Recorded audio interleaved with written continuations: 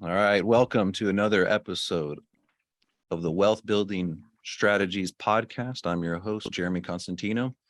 And today we have a very inspiring guest that when I first heard of his accomplishments, I was completely floored. And it is inspiring because there are many objections in getting into real estate, such as I don't have money to invest in real estate. I don't have the experience, and I don't have the education. So there's many objections. And just listening to this guest's story completely obliterates every one of those last objections to somebody getting into real estate. So I am proud to have on my guest, Jeffrey Donis. Is that how you say your last name, Donis? Yeah, Donis. Perfect. And Great to be here. yeah, thank you for being here. And so to introduce you a little bit more, you, in just 3 years or under 3 years of being in real estate, you guys have acquired over 1,000 units of apartment units. And at the tender ripe age of 20 years old. So I guess welcome, Donis. Let's just jump right on in and Yeah. unpack where have you been? How'd you get into real estate, and where you're at now? For sure. I appreciate you having me here on the show. A pleasure to be here. In regards to how we got started, I was about 17 when I first learned about wholesaling. That was like the gateway drug, if you will, to the real estate space. My brothers and I was a college kid at the time. I was a college freshman, 6 months in, and I started learning about real estate. I started reading some books, but it wasn't necessarily on real estate. Just kind of was hearing the real estate in the background. I ended up taking a trip to Guatemala, which is where my mom is from, for the first time. And during the trip, I was reading a lot of books. They were just mindset books, and my brother Kenneth was binging podcasts. We didn't really have Wi-Fi or LTE over there, so he downloaded them on the way there. Ended up binging like wholesaling podcasts all throughout the trip. When we got back, what we took away from that trip was that we have opportunities here in the United States that my very close relatives do not have, and we were taking them for granted. So initially, we were in that paralysis analysis phase. When we got back, there was no more of that. We just started taking a lot of action, cold calling as long as we could, because we were in school. So it's hard to balance all of it. And we were all trying to do it. Yeah.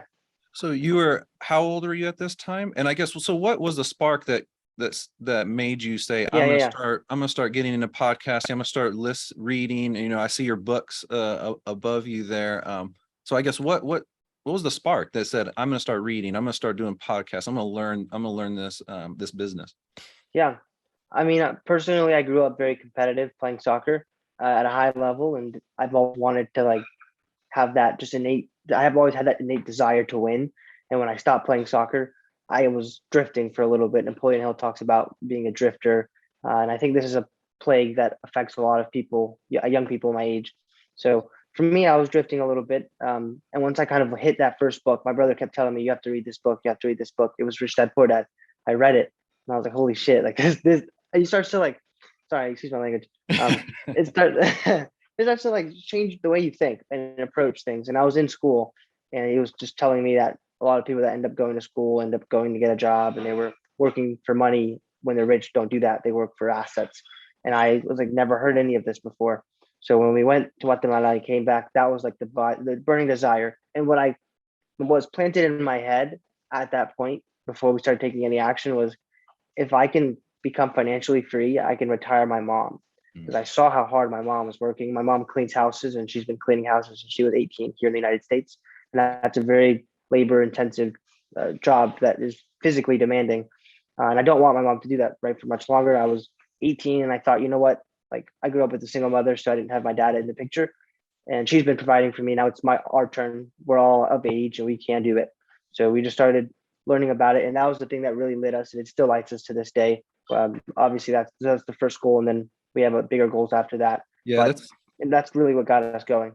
Yeah, that is just like so many of us. I read Rich Dad Poor Dad, and that was the spark for me as well. And that was in 1995 when it came out. And my dad played for it, made me listen to it on the car when he would drive me off to school. So I was in high school. And yeah, and he would play it for me on the cassette tape. Do you know what a cassette tape is? Yeah. I've seen some of those. I don't know how to use it, but Yeah, so yeah, that was 25 years ago for me when I read that, and that awesome. sparked a seed and the fire for me to do real estate. But I didn't get into it right away. I finished high school and then went to college, and then after college is when I started it. But yeah, that changed my whole Yeah, direction of my life. Just one simple book. 100%. And then that, like, always being a lifelong learner, I started to realize that as long as I'm learning things that I want to learn and I'm interested in, I love to learn. But when I'm in school, I just wasn't like that. I was learning things that I really wasn't interested in. And for me, it's because all the things I was learning, I could see how I could apply it to my life, and it was improving my life. It was improving like small things, like the way I was thinking. Eventually led me to going into different rooms, going to different events.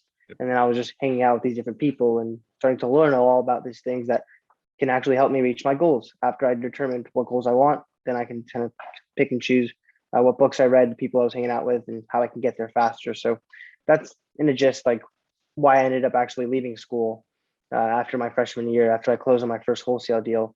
Ended up leaving 13 months into that business. We ended up stopping. We did about 15 deals, 2 creative finance deals. We joined a mastermind group that taught us how to do creative financing, which includes subject to and seller financing. And then we learned about apartment syndication through podcasts. Since we're always learning, we're listening to things, and we kept hearing apartment syndication, getting into commercial real estate earlier versus waiting, going bigger faster. And we realized that was where we wanted to end up. So now we just needed to take action and, again, take another leap of faith. So we ended up transitioning from single family to multifamily. At first, that was just like the vision. We're like, we're going to do this. So we then read a book, the best ever apartment syndication book by Joe Fairless. That led us to understanding that we might need a mentor or some type of partner that we can leverage. So I ended up joining a mastermind group out of Dallas called Think Multifamily. And that group really has been the reason that we've been able to get into all the deals we've done so far.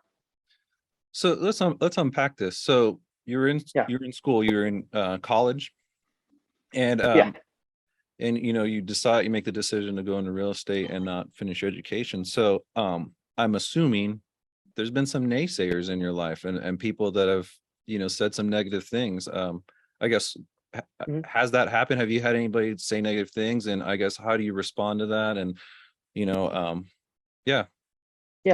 No, great point. And I think all the books I kept saying is there will be naysayers, and I was like, okay, they're right. But anyways, other than that, like I mean, me, a little bit more gullible, I would say, when I was young, and I'm still am, but back then definitely more so than I was now. But I was reading a lot, like I said. So I read a Dale Carnegie book called How to Win Friends and Influence People. And in the book, the biggest quote I always remember is, don't take advice from someone you wouldn't trade places with, I think was the quote, something like that.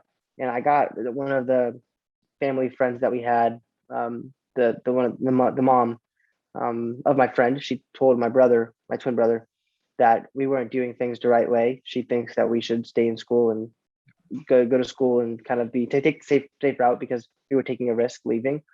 But I just told my brother, like, should we take advice from her? She's someone that we want to trade places with in regards to building a business, and she'd never built a business, from my understanding. That's a So good I'm like, point. okay, cool. Like, they were just gonna. And I always say this: my mom is an amazing mother. I would take advice from her on how to be a parent, but my mom's never built a business, so I don't think it'd be wise for us to take business advice from my mom. I don't think that's like a bad thing. And that's exactly what we told my brother. And I just kept working, because he came in while I was working, and I was like, I asked him that question. He said no, and I said okay, and I kept working. Eventually, that's the advice that we really apply to a lot of different people that we choose whether or not we're going to listen to them on certain topics.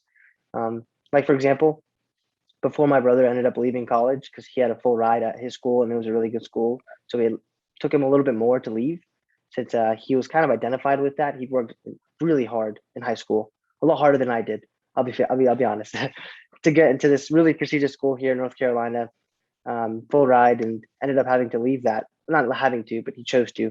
But it took him a little bit longer. So we were in Belize 2 years ago with the real estate guys, and Robert Kiyosaki was there. And so were a lot of other big thought leaders that we look up to. And my brother was asking them for advice on what he should do. And he ended up leaving. So you can take a guess on what they told him to do, or what they advised him to do. So like that's what we do. We'll look for thought leaders, people that we look up to, that we truly like value their advice based on what they've done, and we'll take their advice on certain things like that. Wow, that's phenomenal insight right there.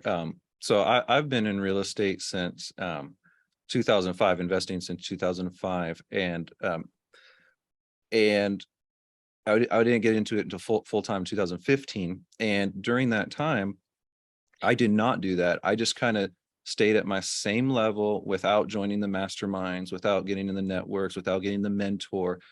And my real estate investing was just the same as it was. It didn't grow. And then even now, it there are many people in real estate, and so I'm in the real estate brokerage world, where I have Yeah, multiple real estate offices and surrounded by a ton of realtors. So asking advice to realtors and real estate brokerage owners, and the world that I am, asking them about investing when they may have not been good investors before, probably not. But right. like you said, let's surround ourselves with the Robert Kiyosaki's and get advice from them. Yeah, yeah, and it's I mean, if I can do it, I know anyone can do it, because like it's not like we had some predetermined path to getting into that room, you know. Yeah. Let's talk a little bit more about the networking and how Yeah, powerful that is. Both you and I, we come across each other in a mastermind that we're in right now. And yeah, one of the things that you did is you immediately reached out to me. So talk about your networking and why you do it. yeah, for sure. And I'm very strategic with it. Like that's my role. My brothers leave it up to me to do that. And I've just noticed, for me, the best return on my time is talking to people, because that's where I've learned very quickly.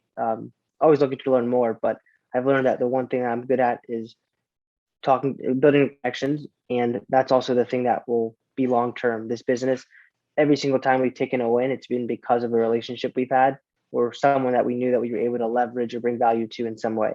So initially, that's why I'm always trying to get on the phone, on Zoom, or whatever it is. I want my calendar full, because I've learned that as I build more relationships, that's a thing that will positively impact our business and our growth. Also, in regards to how I keep track, because I do talk to a lot of people, I treat them, I put them in a CRM, and I take notes every time I talk to them, and I put follow up dates. So just like any sales, and Wow. I'm not looking to sell them on anything, but I'm like strategically trying to build relationships so I don't forget about anyone, right? Over time, it's so easy to just never call someone. But if you have like a follow up date for every 2 months, to just send an email, send a text, give a quick phone call, just check in on how people are doing. Also, just to keep track of what you spoke about, because I love to bring value and lead with value. So if I remember, or if I can just at least have some place to go to look at, okay, I think there was someone that mentioned they were looking for this solution, and this person might have a problem that they can solve. I'll look it up in my CRM, and I'll be able to find out who that was and kind of make a connection. And it's so easy to do, yet it's so valuable being a connector, especially if when I got started, I was obviously young and didn't have as many resources. So anything I could get, it was kind of like scrapping to put together and kind of bring value to the marketplace simply by making connections. Doesn't always cost money, but a thing that we do for sure. And in regards to the networking, that's why we join so many groups, for the education, of course, but mainly the network. Also, I go to a lot of events, because I've just noticed and learned that, like, I obviously my knowledge is limited. I'm always looking to learn more, but it's there's a book called Who Not How.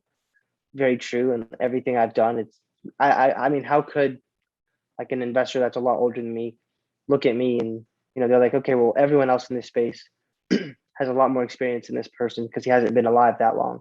So like, why would I choose him over anyone else, right? Uh, Good question. What I do is I surround myself with an amazing team, and I let the investor know, hey, you're not just investing with me, you're investing with this great team that has a great reputation and a great track record. So simply put, who I know is the way that I've been able to do what we've done so far.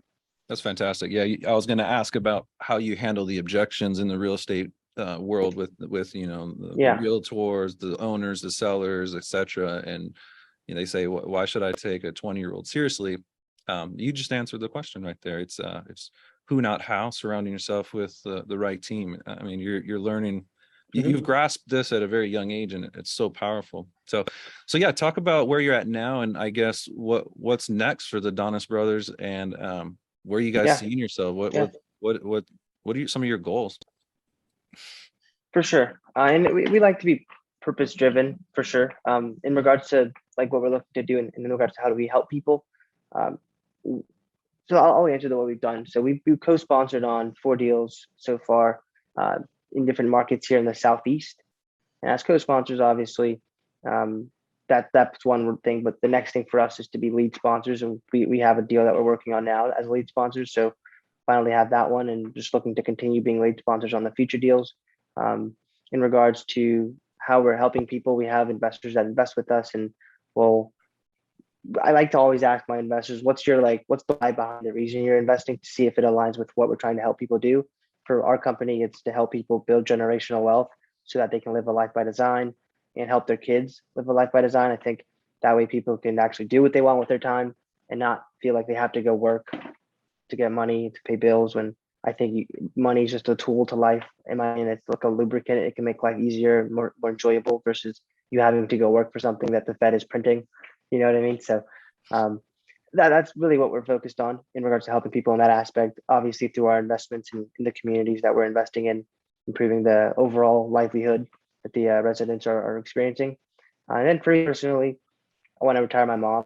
Hopefully by the next 12 months, I want her to be retired by passive income. We don't want to necessarily do it with active income, and that does take some time, typically for these deals to start producing that passive income after you invest. But I want to do it the right way, right? Real estate's a long-term play, so definitely going to do it correctly, but maybe not as quickly as we would have thought we could have when we first got started.